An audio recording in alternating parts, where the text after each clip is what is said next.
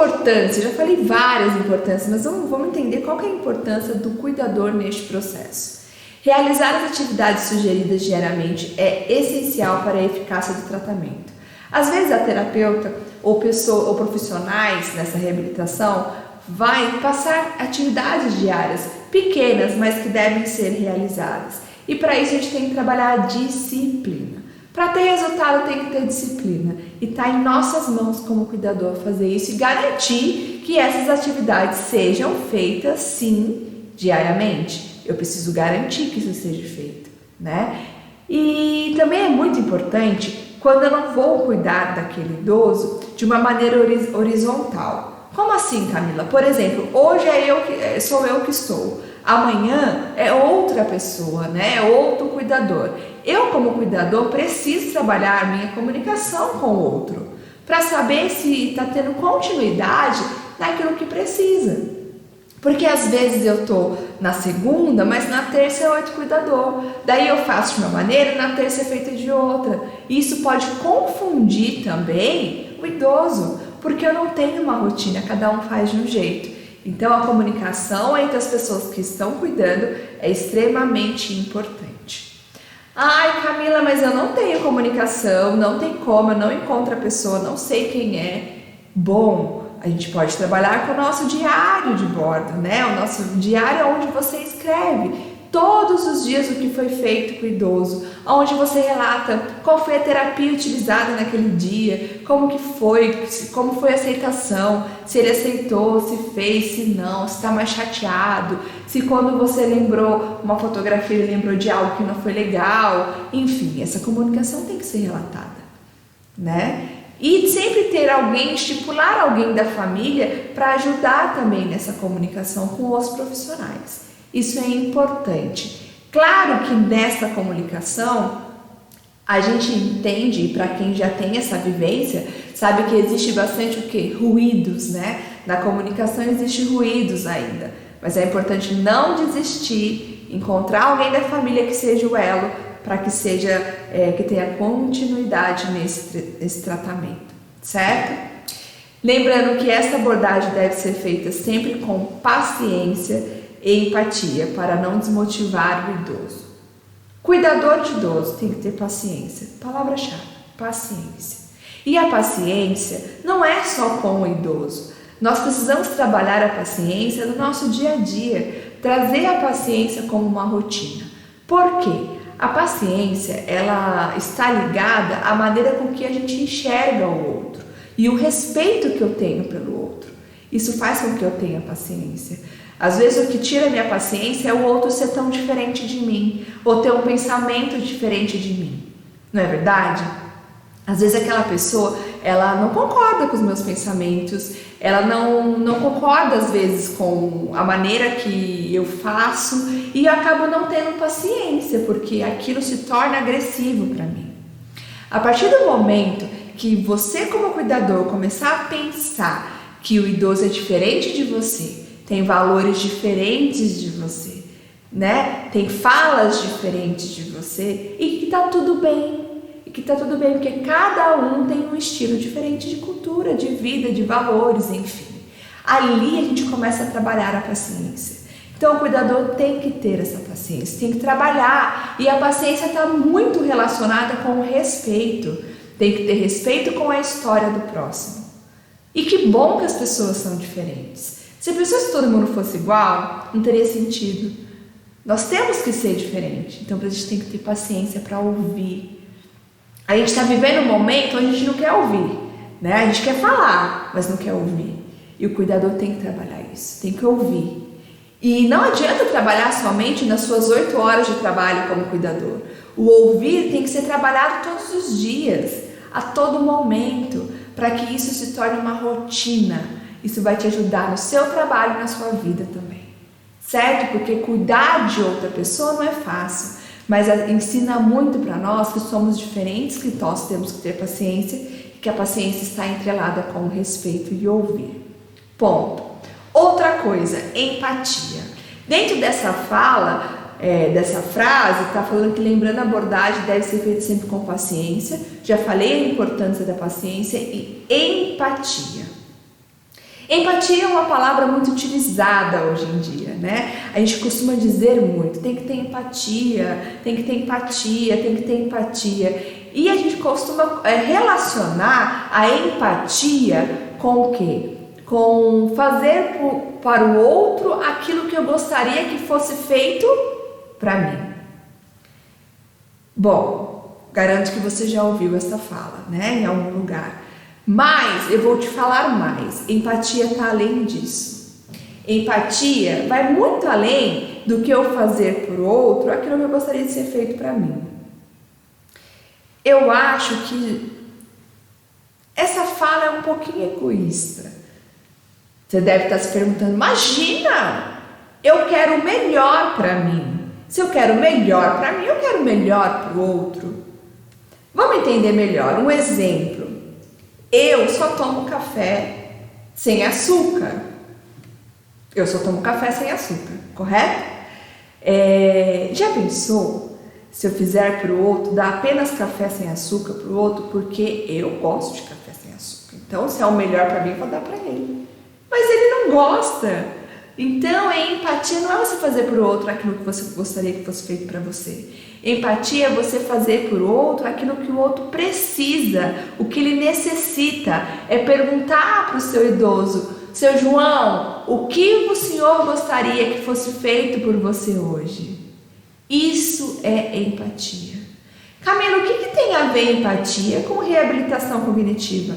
Tudo, porque no momento da reabilitação eu vou ter que ter paciência e respeitar, né? Ouvir, ter que ter paciência por ouvir, melhorar essa comunicação e fazer para ele aquilo que ele quer que seja feito naquele momento, o que ele precisa naquele momento, porque naquele momento às vezes é fora dos seus planos. Bom, seu João, isso não estava no meu plano hoje, mas tudo bem, vamos fazer, né?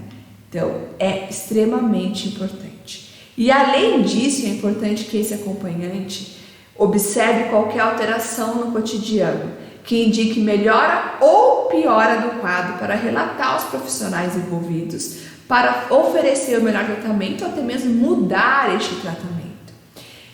É uma fala que eu tenho constante que o cuidador, você, é o porta-voz do seu idoso.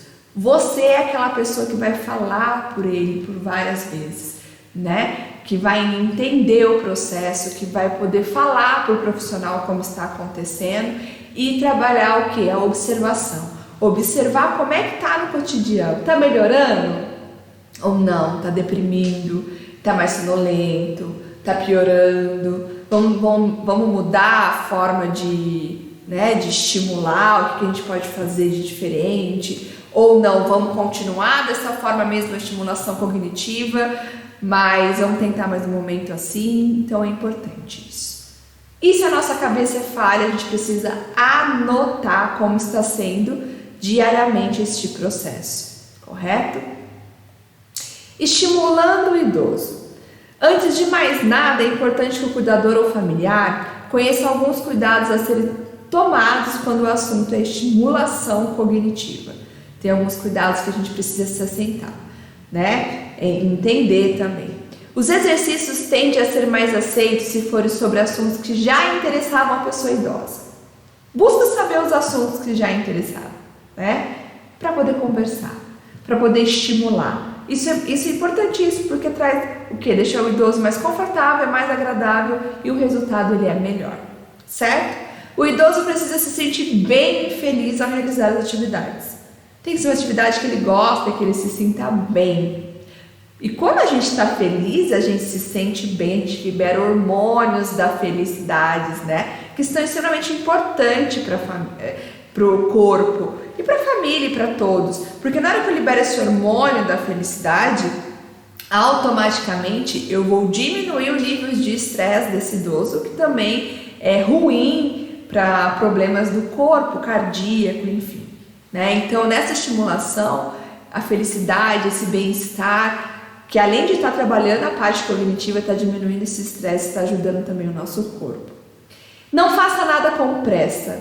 Isso é essencial. Não tenha pressa, não é no seu tempo, é no tempo dele, certo? Nem cobre respostas rápidas. Vamos lá, vamos fazer esse cálculo aqui, vamos trabalhar, vamos fazer essa palavra cruzada, né? Daí você fala, vamos, seu João, tá demorando muito, pensa logo. Nossa, acabou o clima, né? Aquilo que era para ser bacana se tornou algo obrigatório, algo que tem que ter uma resposta rápida, que às vezes vai frustrá-lo, porque não vai conseguir dar essa resposta rápido e ele vai ter a sensação de impotência. Então não faça isso, não cobra resposta rápida. Lembrando, não é no seu tempo, é no tempo do idoso. E respeite o tempo dele sempre. Isso para tudo, não só para a reabilitação cognitiva, mas para tudo do cotidiano, tudo do dia a dia. Respeite. E lembre-se, não é no seu tempo, é no tempo dele. Certo? Cuidado com a sobrecarga também. Um erro muito comum praticado pelos cuidadores é sobrecarregar o idoso com muitas atividades cognitivas. Também não é legal. Tudo em excesso não é legal, né? Isso pode gerar uma carga de estresse, uma pressão e criar um sentimento no doente que ele está sendo testado constantemente, o que pode gerar frustração e tristeza. Porque quando você coloca ele numa situação de teste, não, o senhor errou, vamos testar de novo. Ih, não deu certo agora. De novo. Ai, olha, seu João, tá muito difícil, viu? Mais uma vez, olha, quem sabe da próxima o senhor consegue. Vira um jogo. E quando ele não consegue, não tem um resultado positivo, isso gera uma frustração e lembra para ele o momento que ele se encontra, né? De limitações.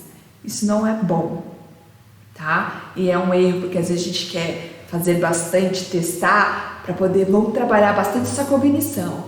Calma, não é para ser algo rápido, não é para ser algo que eu vou começar hoje, amanhã já deu resultado. É progressivo, é o dia a dia, né? E é contínuo, não vai parar de estimular.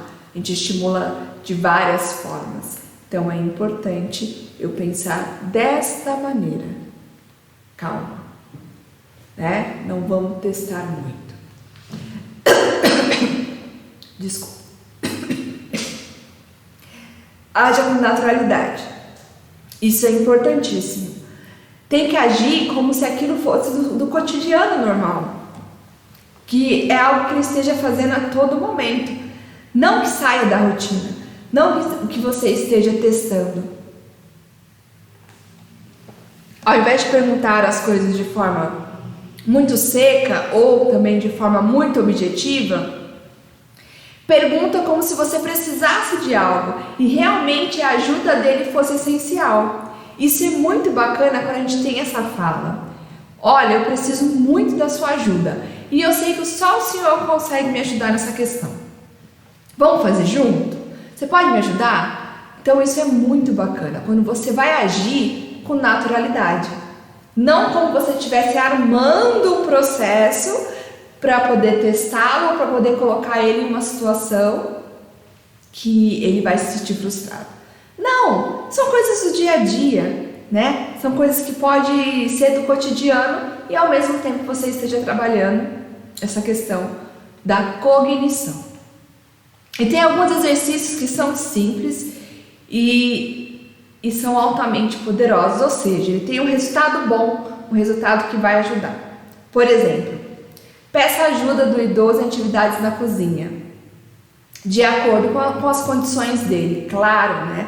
Você não vai pedir para o idoso fazer algo que ele não consiga fazer, porque isso vai gerar uma frustração, né? Por exemplo, o idoso não tem uma limitação motora que não consegue fazer alguma coisa, né? Por exemplo, ele não consegue te ajudar na louça. Você fala, me ajuda nessa louça aqui? Ah, eu não consigo. Ah, é verdade, o senhor não consegue. Então, a gente não pode ir para este lado, vamos dizer assim, né? Então, peça ajuda com coisas que eles conseguem fazer, e coisas pequenas, por exemplo, arrumar uma mesa, passar um paninho na mesa, ou colocar um prato, ou até mesmo mexer nos ingredientes, organizar a despensa, né? Foi na feira, foi fazer tal coisa, vamos guardar junto? Se ele consegue guardar, faça com que ele faça parte desse processo. Não onde que guarda tal coisa, onde a gente pode colocar isso daqui, onde o senhor quer que coloque, né? Vamos, olha, a gente vai tomar café, você me ajuda a colocar a mesa? Opa, ajudo. Ou tá preparando a comida, experimenta aqui para ver se tá bom. O que você acha? O que você acha que a gente deve colocar aqui agora? O que você colocaria? Como que você gostava de fazer? Tá vendo? Eu estou estimulando ele para algo que é da rotina, do dia a dia. Isso ajuda muito, que às vezes passa despercebido, porque na rotina do cuidar, né, a gente acha que isso não faz diferença. Que eu vou lá, tenho que fazer rápido, assistir o idoso de forma rápida e tá tudo bem. Não, dá para trabalhar dessa forma. Use e abuse das fotografias. Eu falo que as fotografias, elas são mágicas. E são, né? É uma maneira que hoje a fotografia faz com que a gente lembre de coisas boas que a gente viveu, né? E que às vezes a gente esquece.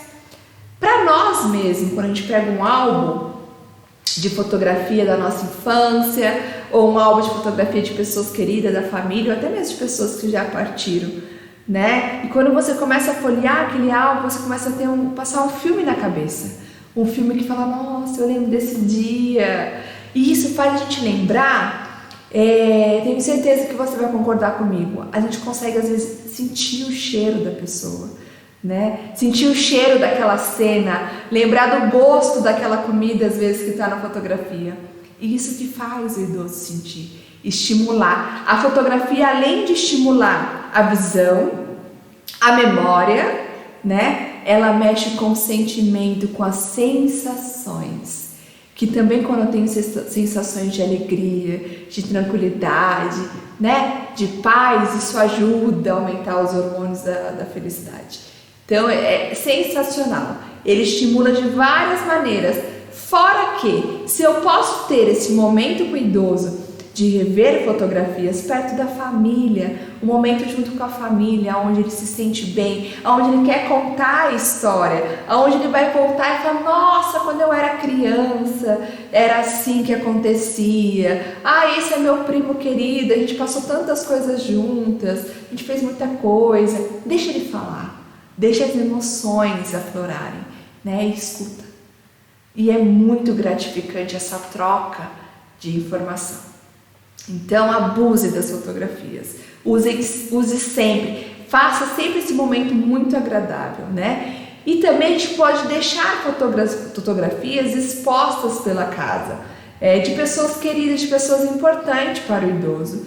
E estimule a falar sobre aquela pessoa. Lembre daquela pessoa. Conta para mim como é que era.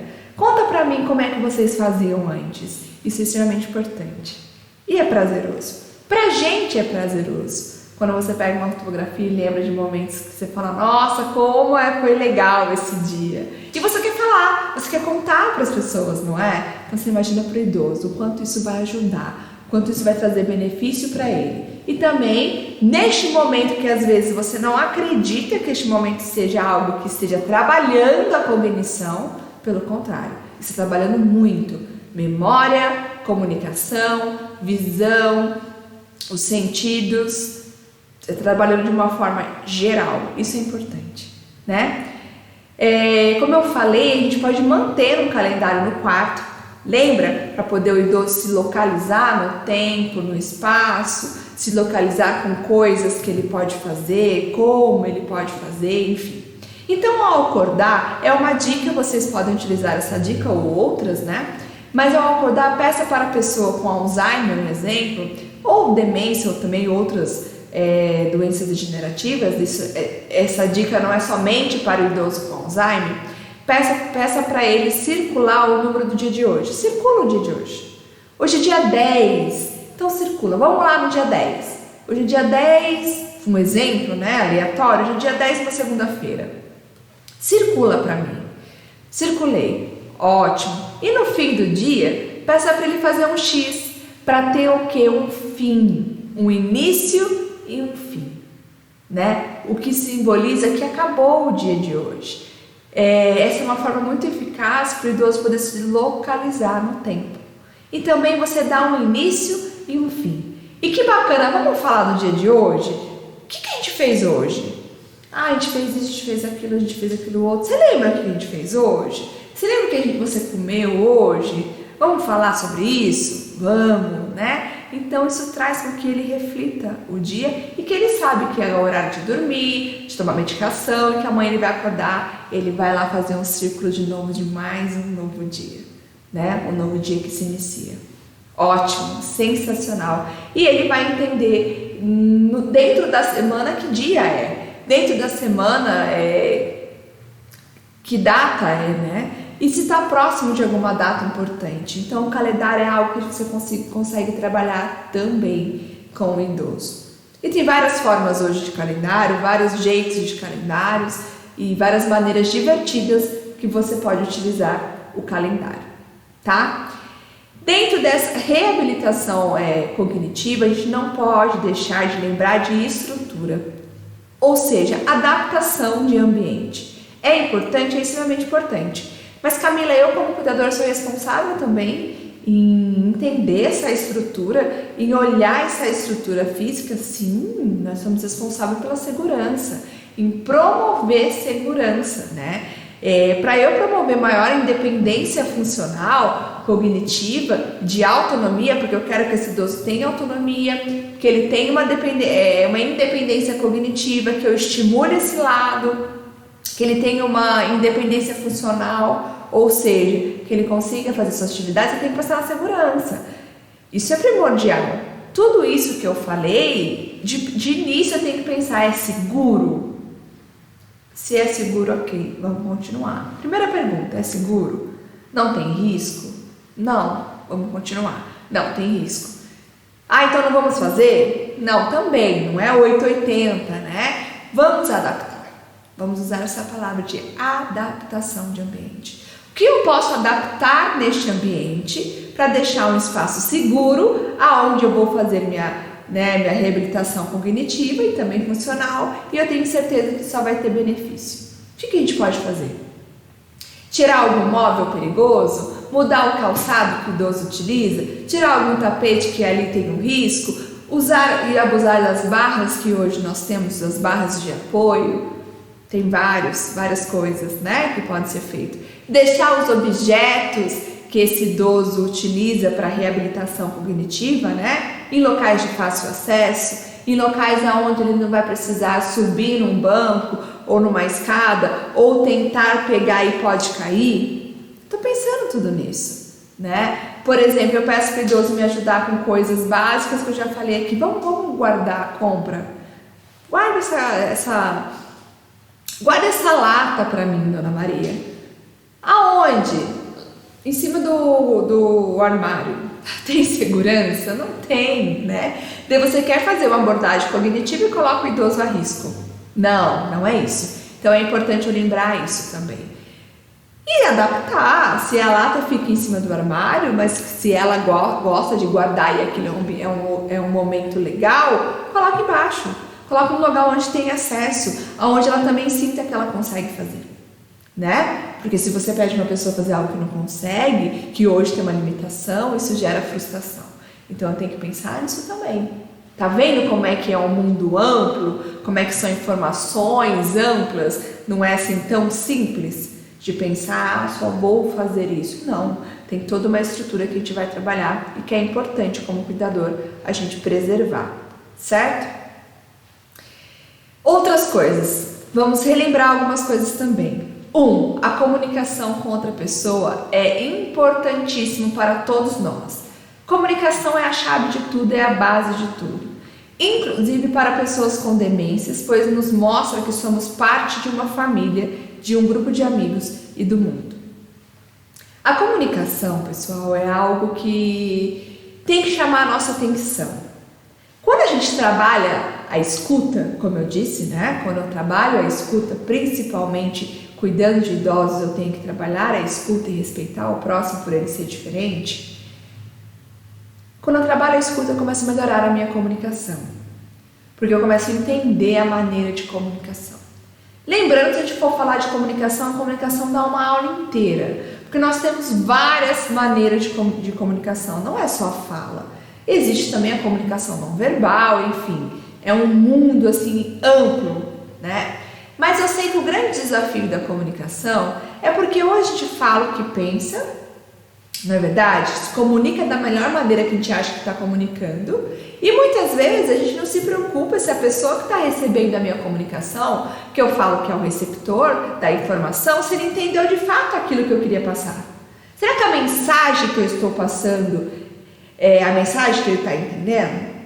Por isso que a comunicação hoje é falha. Porque eu falo o que eu quero e acho que a pessoa entendeu e não dou o direito de resposta e nem pergunto se a pessoa de fato entendeu a mensagem. E acredito que está tudo bem. Depois eu falo A, o receptor entende B, a mensagem não é aquela que eu queria e acaba tendo problema. Acaba tendo discórdia, acaba tendo briga, acaba tendo enfim, né? Então, a gente tem que se comunicar, até para se comunicar, a gente tem que ter certeza que a pessoa está entendendo o que eu estou comunicando. E a comunicação, ela não é somente o falar, né? A comunicação verbal, tudo isso tem tom. Se eu falo num tom mais elevado, num tom ríspido, num tom de imposição cuidoso, ele sabe. Num tom de ordem, né? Tem que fazer isso, não é assim. Até o tom que eu utilizo para comunicação faz toda a diferença. Temos que dosar isso, fazendo um ambiente agradável. Se eu sou agitado, se eu falo rápido, se eu não espero, se eu não escuto, se eu falo alto, se eu falo impondo, tá errado. Não para trabalhar com essa população idosa, né? Mas Camila, eu tenho que ser firme com ele. Não, você tem que ser clara. Tem que ter objetivo no que fala. Mas eu não preciso aumentar o tom. Eu não preciso destoar meu tom. Eu posso manter um tom agradável. E eu posso dar o direito da resposta. Ok? Tem técnicas importantes de comunicação que a gente deve utilizar. Falar sempre olhando, olho no olho. Falar no mesmo, né? De preferência, sempre olho no olho. Se o idoso está sentado, você está em pé, não fala em pé com ele, senta. Fica na mesma posição, para ele entender que está tudo bem, para ele entender que você está ali, ó, da mesma maneira que ele, nem abaixo, nem acima, certo?